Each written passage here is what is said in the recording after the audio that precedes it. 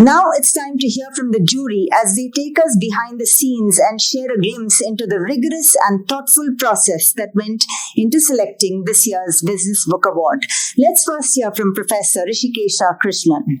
Hi, good evening. First of all, I must say that all the 5 books which we reviewed in the final shortlist were very interesting. Each of them had their own perspective, gave us a lot of food for thought.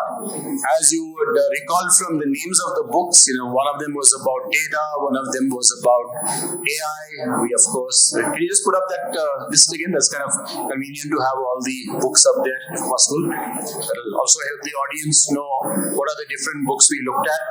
Then we had one book on startups, which was Unicorns, and actually 2 books on startups. I'm sorry, The Startup Code by Mukesh Bansal and Unicorns by Dhruv Nath.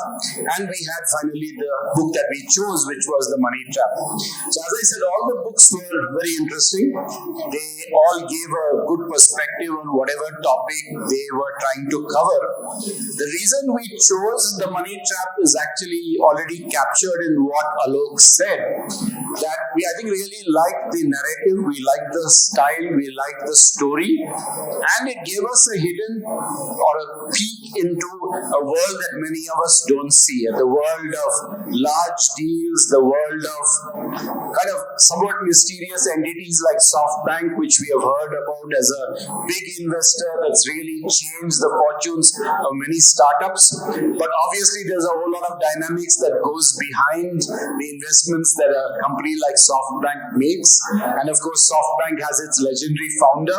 So Alok's book gave us a real kind of insider's view of all of this, but told in a very engaging narrative. Once you pick up the book, you feel like you want to finish it. And at the same time, you could get some of those lessons. You look at the title of the book, The Money Trap. It tells you something about what the content of the book is about.